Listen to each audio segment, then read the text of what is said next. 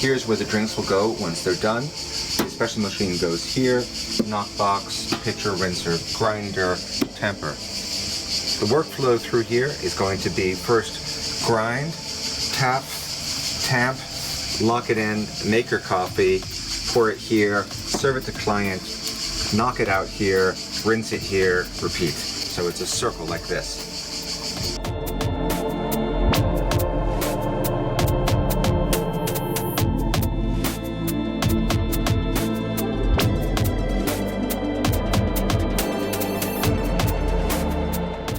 When you cut your pattern upside down, make sure that you flip your template right, left, or upside down so that when you flip the table back up again, it's the direction you want. First, I'm going to put a pilot hole with a drill. Then I'm going to cut out the pattern using a jigsaw. This is the first time I've ever done this, so it may go awfully wrong.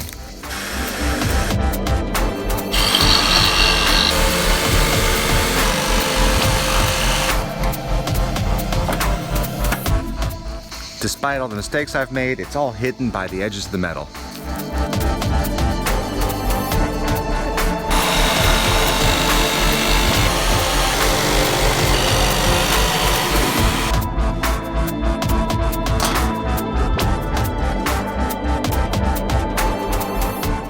I'm drilling a pilot hole into the wood in order for the jigsaw to get started.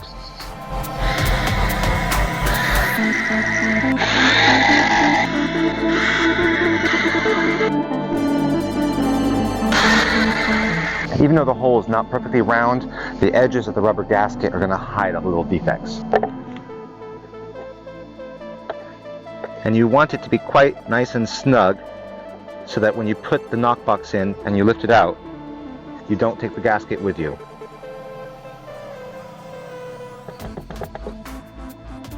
I'm going to varnish the raw tabletop now, and I'm doing that by taking the table off the metal frame and then painting it separately and reattach it later.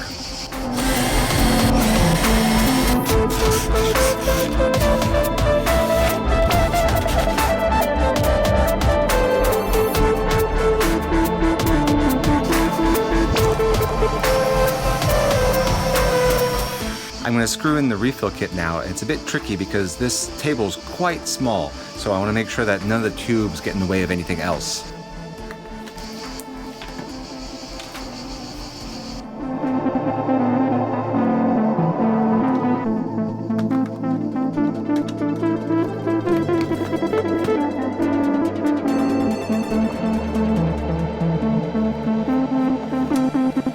The big tube goes to the clean water source.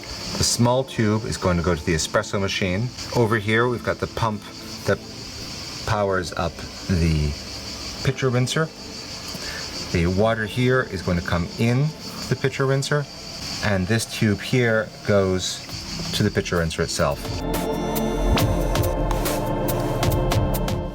I'm going to cut off the tubing that I don't need that goes from the pump to the pitcher rinser because otherwise there's just far too much tubing around here.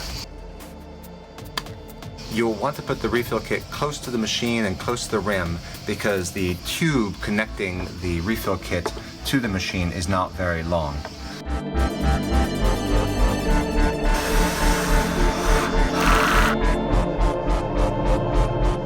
I'm going to put everything in just to see it all fits, but I'm not quite ready to do everything yet. I need to plumb in the drip tray and wire things up and also put the power strip into the back.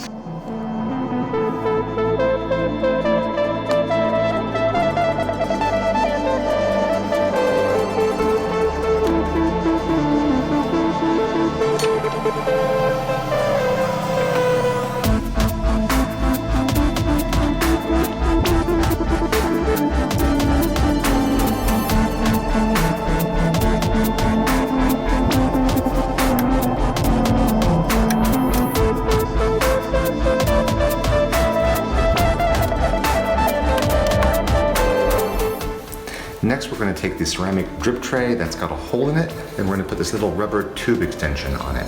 And it basically holds with tension. So there it is like that, and you just slide it over like so, and then it holds like that.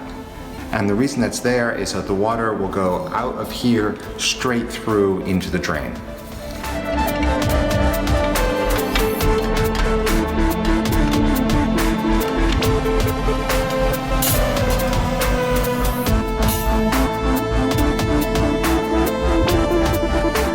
Next, I'm going to cut the white tube that brings clean water into the espresso machine to the right size. Out the back of the catering kit, the thick tube is going to go to our water tank, and the thin tube goes to the espresso machine.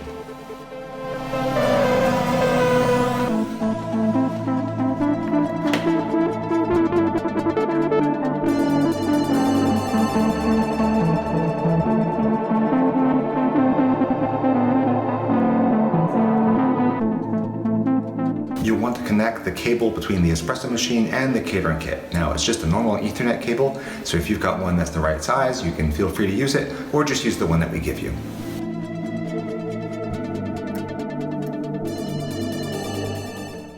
We decided to flip the shelves upside down so that the corners would hold any cups or portafilters or anything else we put in there so it doesn't fall out.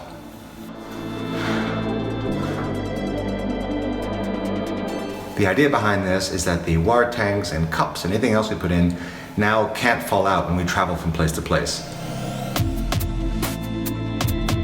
I'm going to cut the tube that goes to the pitcher rinser pump because it's just too long and it doesn't fit inside my cart.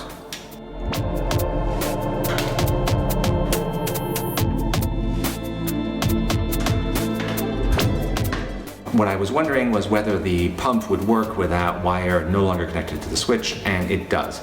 But this does mean that you should pay attention to not have your water source run out because you'll burn the motor out. Before, when the switch was connected, the motor would turn off when you ran out of water. Now it won't. I'm going to take this water bottle and connect it to the dirty water out from the espresso machine and the pitcher rinser.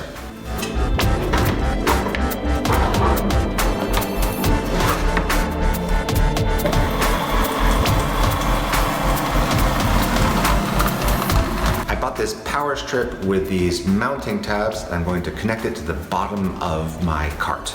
The goal is for all the power cables to be neat and tidy under the cart and for only one lead to come out. And I'm a bit nervous about this step because the wood top is very thin, so I'm having to use quite short screws so that I don't accidentally go through the surface of the countertop.